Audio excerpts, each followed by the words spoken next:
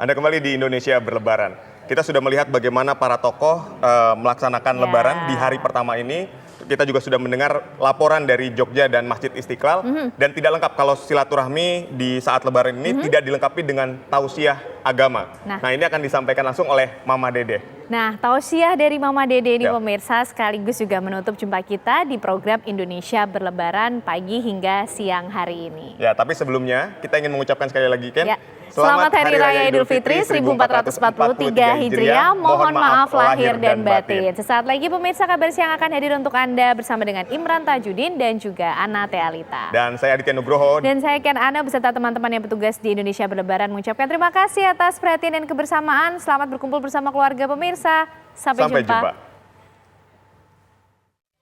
Rangkaian Indonesia Bertakbir yang disiarkan dari Masjid Jami Al-Wafa, Ponpes Alfitian, Mekarsari, Kabupaten Bogor. Alhamdulillah, guru yang kita cintai, Mama Dede. Assalamualaikum Mama. Waalaikumsalam warahmatullahi wabarakatuh. Tetap semangat Mama. Harus tetap semangat. Ya, kita akan dengarkan nasihat-nasihat dari guru yang kita cintai, Mama Dede. Silakan Mama. Syahrul Ramadan, syahrun kataballahu alaikum siyamahu. Wasanantu lakum qiyamahu. Paman somahu wa qoma imanan wa tisaban. Gupiralahu ma taqaddama min danbi. Bulan Ramadan di mana bulan Allah mewajibkan kita berpuasa pada siang hari. Rasul memerintahkan ibadah pada malam harinya. Barang siapa yang puasa di siang hari, ibadah pada malamnya dengan iman ikhlas hanya mengharapkan ridho Allah, maka keluarlah orang tadi dari semua dosa yang baru, dari semua dosa yang dia kerjakan, sebagaimana bayi yang baru lahir dari rahim ibunya. Kenapa dibandingkan dengan bayi sayang? Karena yang namanya bayi semua orang suka. Contoh kita ketemu bayi, mau kurus, mau gendut, mau hitam, mau putih, mau sipit, mau blok. Ih lucu. Iya apa iye? Yang namanya bayi, kita tahu bayi 3 bulan, 4 bulan nggak bakal bisa ngomong. Saking lucunya bayi, kita nanya siapa namanya, udah bisa apa. Saking lucunya bayi, Anda lihat. Seorang ayah muda pulang kerja. Istrinya ngegendong bayi usia 3 bulan, 4 bulan. Cuci tangan karena disuruh istrinya, digendong bayinya. Saking dia menyukai bayi, dia timbang Ustadz Agung. Anak siapa? Anak siapa? Anak dia. Dia yang ngadonin, bini yang beranak, yang bayar rumah sakit dia. Tapi kenapa nanya sama orang? Anak siapa? Anak siapa? Lucu. Dia kayak orang lupa. Makanya tidak dikatakan seperti nenek-nenek. Nenek siapa yang suka? Nggak ada. Orang udah sebel mulu semuanya. Nggak ada yang, ih nenek lucu. Kagak ada sayang. Tidak ada. Makanya tingkatkan ibadah kita, tingkatkan ketaatan kita kepada Allah dan Rasulnya, tingkatkan juga hablum minanas kita. Karena tujuan manusia diciptakan di alam dunia yang pertama buat hablum minallah, yang kedua buat hablum minas. Orang yang hanya hablum minallah tanpa hablum minanas tidak akan diterima ibadahnya oleh Allah. Makanya seorang sahabat bertanya, ya Rasulullah, saya punya tetangga. Ibadahnya hebat, luar biasa. Tapi jahat dengan tetangga, jahat dengan orang lain, banyak menyakiti orang lain. Kalau dia meninggal tempatnya di mana? Rasul dengan tegas mengatakan tempatnya neraka jahanam. Tanya lagi orang lain. Ya Rasulullah, saya punya tetangga, ibadahnya pas-pasan. Tapi tidak pernah menyakiti orang. Dia baik sama orang, membantu orang, meringankan orang, menasehati orang. Tempatnya di mana? Rasul pun dengan tegas mengatakan surganya Allah. Makanya yuk. Biar kita mau muda kayak mau tua, tetap kita istiqomah. Dengan apa? Hablum minallah dan hablum minas kita. Tidak cukup hanya ibadah kepada Allah, tapi direalisasikan dengan kita berhablum minanas. Insya Allah. Mau muda, mau tua, tetap kita istiqomah. Karena Allah berfirman, ya ayuhan nasu taqullaha haqqa tuqatihi wala tamutunna illa wa antum muslimun. Hei orang yang beriman, bertakwa kepada Allah dengan takwa yang sebenar-benarnya. Dan jangan mati kecuali dalam beragama Islam. Insya Allah ketika kita sadar sekarang bersih kayak bayi, istiqomah menjaga kebersihan kita, maka Allah akan menjaga kita. Oke? Jadi bagaimana hukumnya mudik Mama? Silakan Mama. Jadi Mudik ini hanya budaya. Sebetulnya yang namanya kita mudik kapanpun boleh. Cuman di negara kita punya budaya mudik.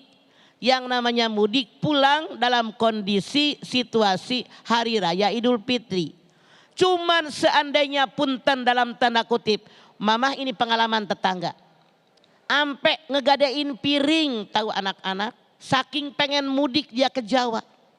Lihat di TV, saya kan punya TV. Masya Allah naik bus, ampe ditaikin ke jendela, didorong dari luar. Kenapa nyusahin diri? Silahkan mudik, ini hanya budaya.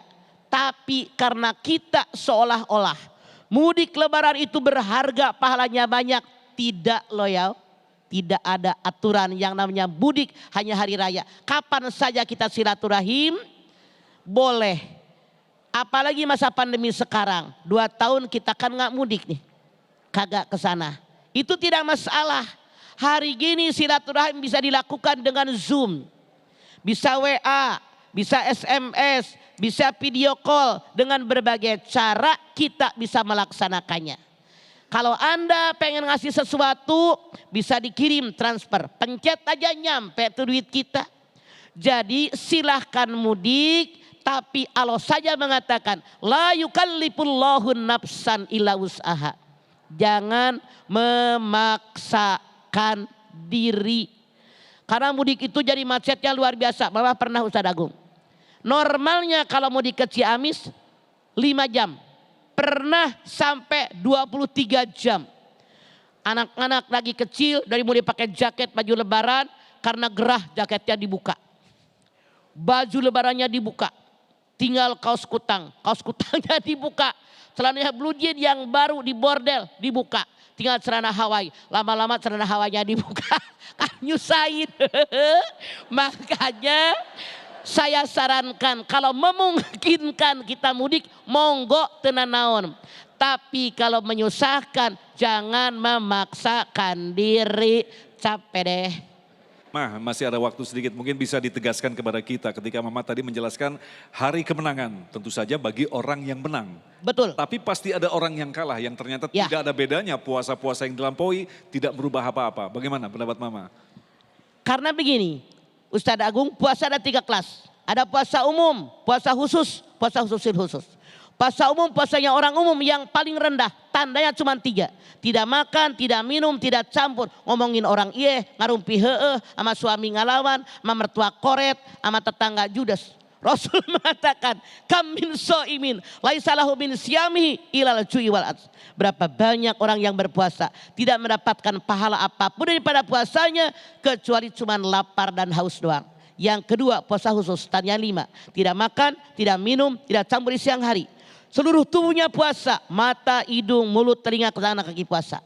Yang nomor 5 tandanya tidak makan yang subhat, apalagi yang haram. Jadi lebih baik daripada yang kemarin. Yang nomor 3 puasa khususin khusus, tandanya 6. Yang 5 tadi ditambah tidak memenuhi perutnya dengan makanan halal. Seluruh alam pikirannya tertuju hanya mengharapkan ridho Allah. Kenapa? Dengan makanan halal. Mamin wi'ain abgudidallah min bati mali minal halal. Tidak ada satupun tempat yang dibenci oleh Allah kecuali perut yang dipenuhi dengan makanan halal. Duit punya saya, yang belanja saya, yang masak saya, yang nyiapin di meja saya, yang makan saya. Kalau sampai kemerkaan, kemelekeran, kekenyangan dibenci oleh Allah Subhanahu wa taala. Maka Rasulullah SAW mengatakan, jangan makan sebelum lapar, berhenti makan sebelum kenyang.